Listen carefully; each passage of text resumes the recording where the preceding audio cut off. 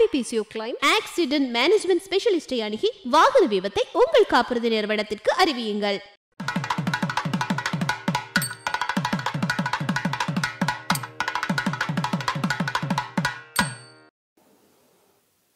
முருகனே செந்தில் முதல்வனே மாயோன் மருகனே ஈசன் மகனே ஒரு கைமுகன் தம்பியே நின்னுடைய தந்தைக்கால் எப்பொழுதும் நம்பியே கைத்தொழுவேன் நான். ஐபிசி தமிழர்களுக்கு அன்பான காலை வணக்கம். இன்று மார்கழி 14 டிசம்பர் 29 சனிக்கிழமை. இன்றைய 12 ராசிகளுக்குண்டான பலன்களை பார்க்கலாம். மேஷ ராசி அன்பர்களே, இந்நாளிலே நீங்கள் தொட்டது துலங்கும். நீங்கள் செய்யக்கூடிய முயற்சி எதுவாக இருந்தாலும் அது சிறப்பாக நடந்தேறும். மனோகாரகன் சந்திரன், புத்திகாரகன் புதன், இந்த இருவருக்கும் சம்பந்தம் ஏற்படும் போது நாம் எந்த ஒரு செயலை தொடங்கினாலும் முழு கவனத்தோடு இருந்து அதை செய்து முடிக்க முடியும். மனோகாரகனுக்கும் புத்திகாரகனுக்கும் தொடர்பு இருந்தால் எதை கற்றுக்கொள்ள நினைக்கிறோமோ அதை கற்றுக்கொள்ள முடியும்.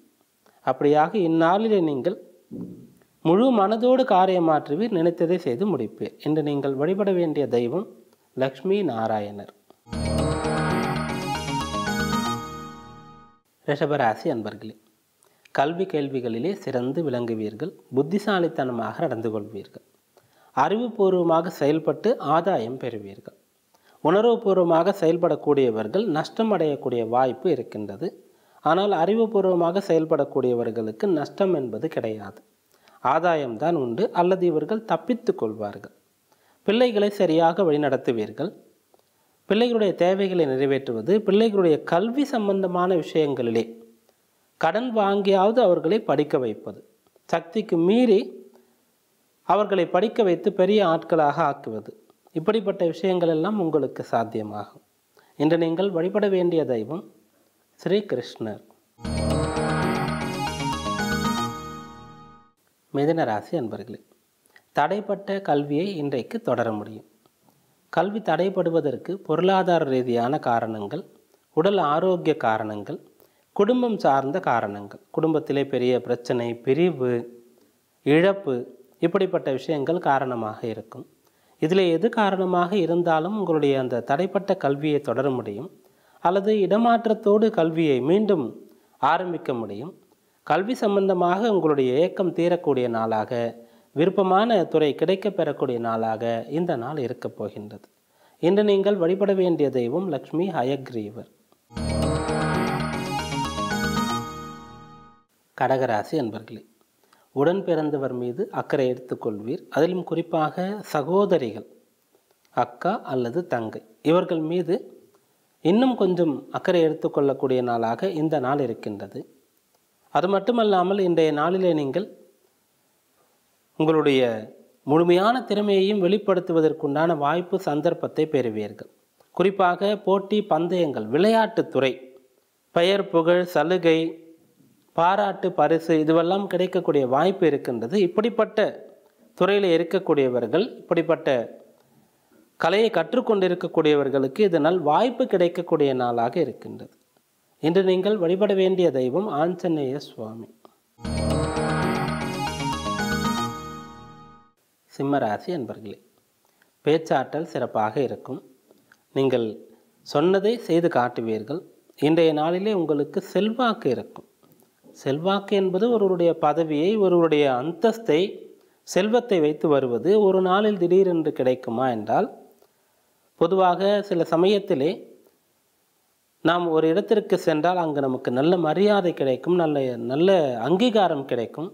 ஒரு சில சமயத்திலே நமக்கு கிடைக்காது. இதை அனுபவ ரீதியாக நாம் பார்த்திருக்கலாம். அப்படியாக இந்நாளிலே நீங்கள் சொல்வதை பிறர் கேட்க முன் வருவார்கள். அப்படியாக இந்நாளிலே உங்களுடைய அந்த வாக்கு ஸ்தானம் சாதகமாக இருக்கின்றது. இன்று நீங்கள் வழிபட வேண்டிய தெய்வம் யோக ஆஞ்சநேயர். கன்னிராசி அன்பர்களே, மனோதிடம் இப்போது உங்களுக்கு கை கொடுக்கும்.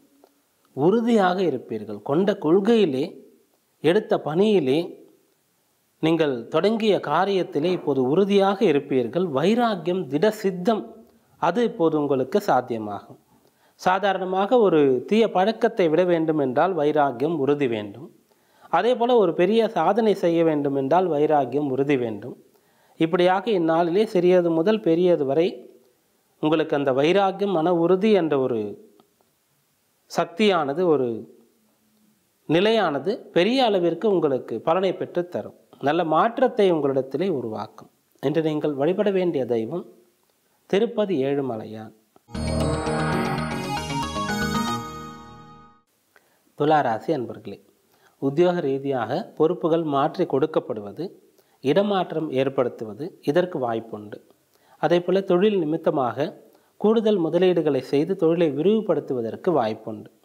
பிறரிடத்திலே நீங்கள் பட்ட கடனை அடைப்பதற்கு ஒரு சந்தர்ப்பம் அமையும். ஒரு சிலருக்கு இடமாற்றம் ஏற்படும். ஒரு சிலருக்கு வெளியூர், வெளிநாடு சென்று வருவதற்கு ஒரு வாய்ப்பு கிடைக்கப்பெற்று அதன் மூலமாக கடனை அடைப்பதற்கு தேவையான தொகையை பலனாக பெற முடியும். பெரிய அளவிற்கு உங்களுக்கு அதில் நஷ்டம் ஏற்படுவதற்கு வாய்ப்பே இல்லை என்றால் முயற்சிக்கலாம். இன்று நீங்கள் வழிபட வேண்டிய தெய்வம் பார்வதி தேவி. விருச்சிக ராசி அன்பர்களே, நீங்கள் நினைத்தபடி நல்ல விஷயங்கள் இன்றைக்கு நடக்கும். ஏதாவது ஒரு நற்காரியத்திற்காக, நற்சம்பவத்திற்காக நீங்கள் காத்து கொண்டிருந்தால் அது இப்போது நடக்கும். நல்ல செய்திக்காக காத்து கொண்டிருந்தால் அந்த செய்தி உங்களுடைய இல்லம் வந்து சேரும். அதே போல் இது உங்களுக்கு மகிழ்ச்சி தரக்கூடிய, உற்சாகம் தரக்கூடிய நாளாகவும் இருக்கின்றது. இப்படியாக இது உங்களுக்கு அனைத்து விதத்திலும் சாதகமான நற்பலன் தரக்கூடிய நாளாக இருக்கின்றது. இன்று நீங்கள் வழிபட வேண்டிய தெய்வம் ஆதிபராசக்தி. தனுசு ராசி அன்பர்களே, வேலை சம்பந்தமாக உங்களுக்கு இருக்கக்கூடிய விரக்தி, வெறுப்பு இது சரியாகும். உங்களை விட சிறிது காலம் கழித்து வேலைக்கு வந்து சேர்ந்தவர்களும் கூட உயர்ந்து விட்டார்கள், நீங்கள் அதே நிலையில் இருக்கிறீர்கள்.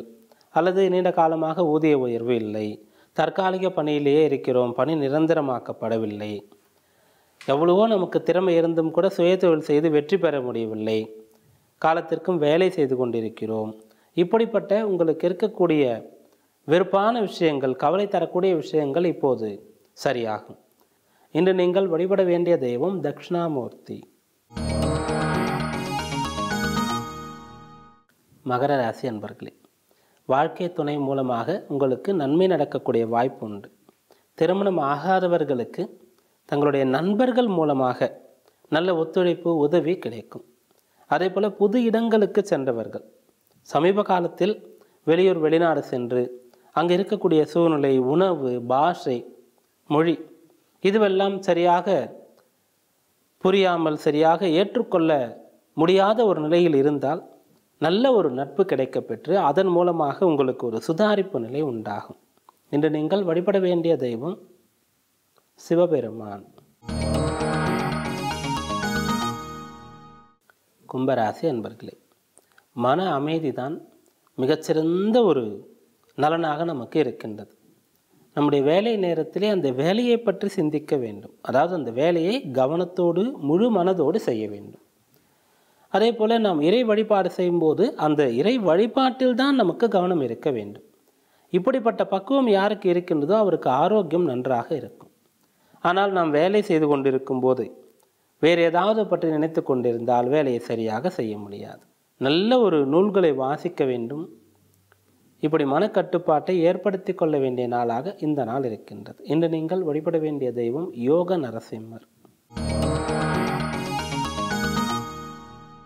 மீனராசி அன்பர்களே, உங்களுடைய நேர்த்திக் கடன்களை நிறைவேற்றுவது, விரதம் இருக்க வேண்டியது, பூஜை செய்ய வேண்டியது, ஆலய வழிபாடு செய்ய வேண்டியது, இப்படிப்பட்டவை உங்களுக்கு நினைவுக்கு வருவது, அதே போல் மறந்து போன விஷயங்கள் நினைவுக்கு வருவது, தொலைத்த பொருளை கண்டெடுப்பது, இழந்தவற்றை அடைவது, இப்படிப்பட்ட சம்பந்தம் இன்றைக்கு இருக்கின்றது.